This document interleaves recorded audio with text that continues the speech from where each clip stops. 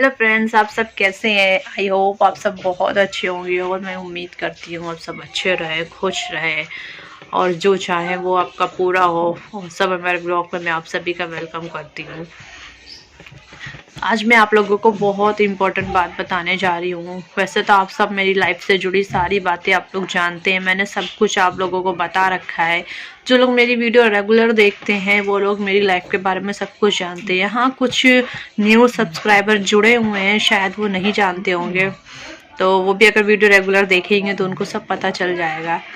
तो आज मैं आप लोग को ये बताने वाली हूँ कि आप सब भी जानते हैं मेरा और मेरे हस्बैंड के बीच जो काफ़ी लड़ाई झगड़े होते थे और मेरे ससुराल वाले ने मुझे बहुत ज़्यादा परेशान किया, तो हमारा कोर्ट में केस भी चल रहा है। तो उसके बाद भी अब वो जो है थोड़ी सी मतलब कुछ उम्मीद नज़र आई है।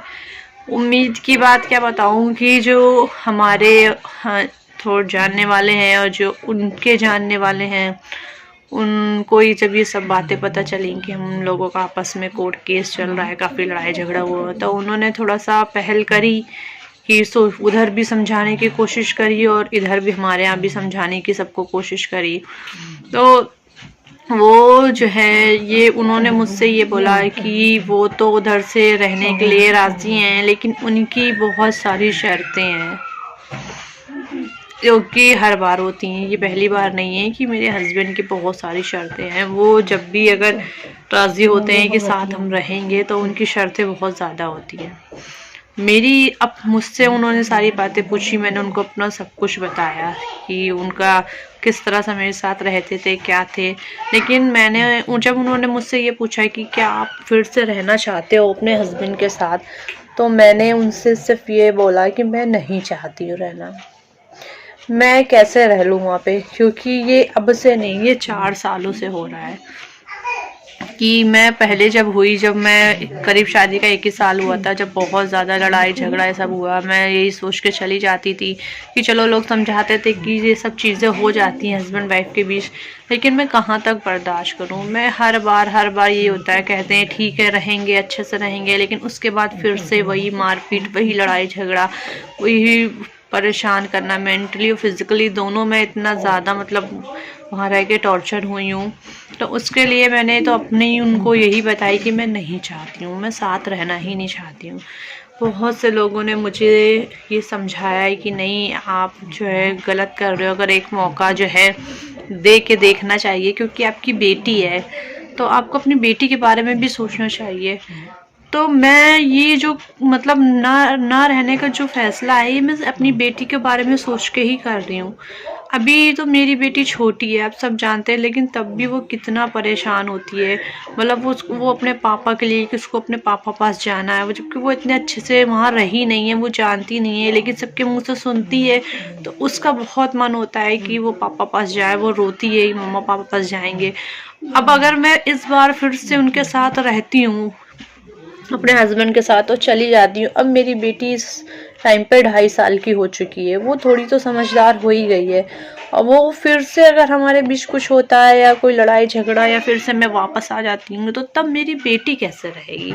एक अटैचमेंट जो है अभी मैं देखती हूँ अपनी बेटी के लिए, उसको अपने मतलब बाप से इतना अटैचमेंट है, और अगर वो अब साथ रहेगी फिर से तो वो कितना अटैच हो जाएगी। और मैं फिर से, मुझे पता है मैं वहाँ जाऊँगी कुछ दिन, 2 4 5 दिन ठीक होगा, उसके बाद फिर से, क्योंकि एक आदमी की जो फितरत होती है ना वो नहीं बदलती। आदतें बदल सकती है लेकिन किसी की फितरत नहीं बदल सकती है। जो जैसा है बहुत मुश्किल है वो बदल जाए, मुझे नहीं लगता वो इंसान कभी बदल सकता है। तो इसलिए ये सोच के मैं ये फैसला मैंने किया है कि मुझे नहीं रहना है। सब लोग मुझे बार बार समझा रहे हैं कि अपनी बेटी के बारे में सोचो, तो मैं बेटी के बारे में सोच के ही ये फैसला किया है मैंने, कि लोग कह रहे हैं चलो एक मौका दे के देखो, फिर से रह के देखो, हो सकता है हमारे भी सब कुछ ठीक हो जाए। कल को तुम्हारी बेटी, तुम कहीं और अगर शादी कर लोगी तो तुम तो अपनी शादी कर लोगी, लेकिन जो तुम्हारी बेटी है उसको बाप का नाम कौन देगा। कोई, जब खुद का सगा बाप तुम्हारी बेटी को रखने के लिए तैयार नहीं है तो कोई दूसरा इंसान तुम्हारी बेटी को कैसे रखेगा। लोग मुझे इस तरह से समझाते हैं, बोलते हैं, मैं सबकी सुनती हूँ, लेकिन मेरा जो दिल ये कहता है, मेरा दिल यही कहता है कि मुझे पता है अगर मैं रहने वहाँ पे चली गई और फिर अगर मेरी बेटी जो है अपने बाप से इतना ज़्यादा अटैच हो गई, तो फिर मैं वापस अपने घर अगर आ गई, जैसे कि हर बार होता चला आया है, तो फिर मैं अपनी बेटी को कैसे समझाऊंगी? वो तो उसको तो आदत पड़ जाएगी ना अपने मतलब पापा के साथ रहने की। फिर वो अगर जिद करेगी, बार बार रोएगी कि मुझे जाना है, तब मैं क्या करूँगी? अभी जब वो इतनी छोटी तब वो जिद करती है, अभी तो मैं समझा लेती हूँ, या कुछ टाइम में अगर अगर उनके साथ रह के आती हूँ अपने हस्बैंड के साथ फिर से रहने के लिए, जो हमसे कहा जा रहा है कि फिर से रहने के लिए चलो, साथ रहने के लिए। लेकिन मैंने बस ये फैसला जो न रहने का फैसला जो लिया है, सिर्फ अपनी बेटी की वजह से लिया है, क्योंकि मुझे बहुत अंदर से डर है। मुझे अंदर से इस बात का डर है कि मेरी बेटी अगर बहुत ज़्यादा लगाव हो गया ना मेरी बेटी को अपने पापा से, तो फिर अगर हमें अलग फिर से रहना पड़ा, तो फिर वो मेरी बेटी रह नहीं पाएगी और मैं उसको नहीं समझा पाऊंगी।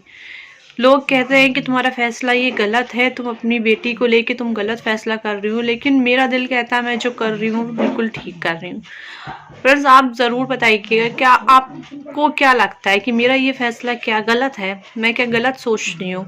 मैं रही हूँ उस इंसान के साथ, तो मैं जानती हूँ कि वो इंसान कैसा है। मैंने सब कुछ बहुत सहा, मैं हर चीज़ समझ चुकी हूँ। पहली बार नहीं, ये हमेशा का ये रहा है।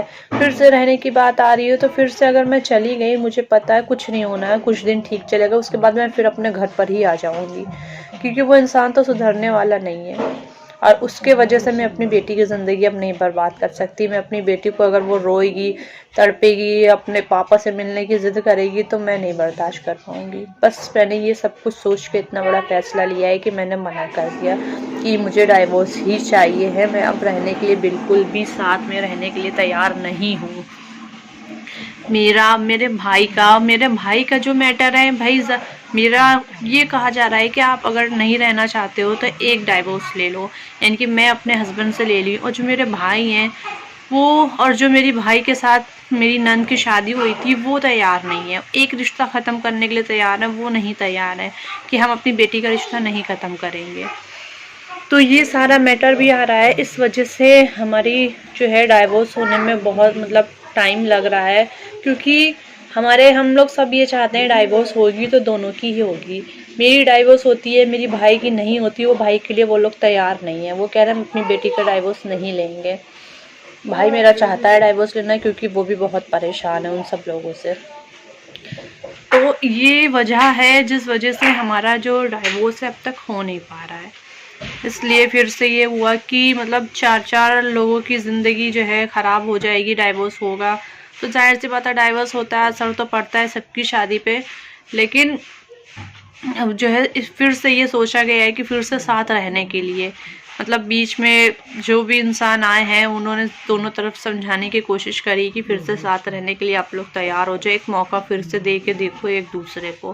लेकिन मैं नहीं दे पा रही हूँ, मेरा दिल इस चीज़ के लिए बिल्कुल भी मतलब एग्री नहीं है, मेरा मन बिल्कुल भी मान ही नहीं रहा है कि मैं कैसे फिर से एक मौका दूँ।